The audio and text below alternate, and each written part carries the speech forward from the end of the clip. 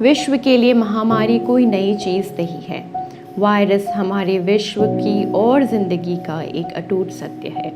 18वीं सदी का black death हो या फिर 20वीं सदी का स्पेनिश फ्लू या फिर प्लेग, महामारी ने समय समय पर अपना प्रकोप दिखाया है और लाखों जिंदगियों को छीना है।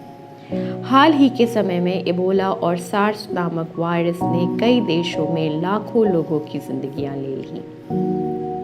तो अगर वायरस और महामारी हमारी ज़िंदगी और विश्व का एक अटूट सत्य है, तो प्रश्न ये उठता है कि सत्ताधारियों और सरकारों ने इस तरह की स्वास्थ्य इमरजेंसी के लिए अपने नागरिकों को सुरक्षित रखने के लिए क्या किया।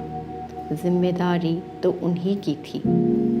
हमने ये भी देखा है कि सत्ताधारी और सरकारें अपने राष्ट्र और नागरिकों को सुरक्षित रखने के लिए युद्ध जैसी इमरजेंसी की संभावना को देखते हुए आधुनिक हथियार और युद्ध उपकरण अधिक मात्रा में खरीदते भी हैं और उन्हें स्टोर भी रखते हैं, ताकि कभी अगर युद्ध हो तो राष्ट्र के पास हथियारों की कमी ना हो। ये एक युद्ध परिस्थिति से निपटने के लिए रणनीति होती है, जिसमें सरकारें और सत्ताधारी हथियार और उपकरण खरीदते भी हैं और उन्हें अनुरक्षित या मेंटेन भी करते हैं। ये तो बात हुई युद्ध इमरजेंसी की परिस्थिति की और उसमें अपनाई गई रणनीतियों की। परंतु स्वास्थ्य इमरजेंसी और उसमें अपनाई गई या अपनाए जाने वाली रणनीतियों का क्या?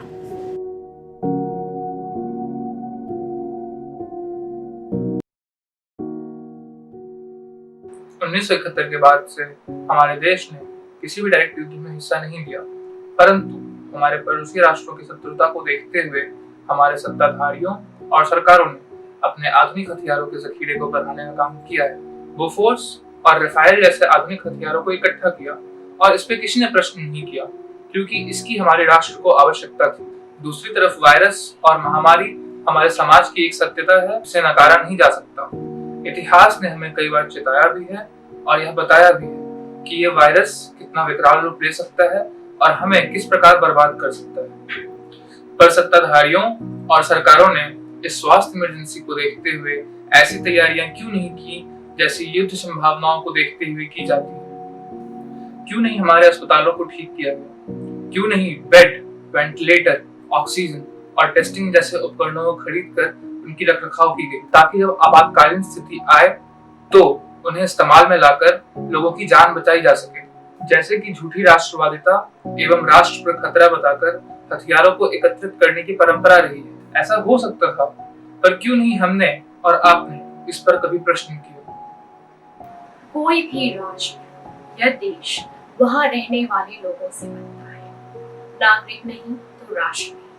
तो फिर आखिर क्यों हमारे सत्ताधारी और सरकारों को हमारी जान की परवाह नहीं? राष्ट्र की सुरक्षा के लिए उठाए गए कदम पर न कभी हमने प्रश्न किया और न ही कभी करेंगे। पर महामारी से निपटने और लोगों की जान बचाने के लिए सरकारें और सत्ताधारियों ने आखिर क्यों कोई तैयारी नहीं की? अगर हम समय रहते ये प्रश्न किए होते तो शायद 1 लाख लोगों की जान बचा पाते।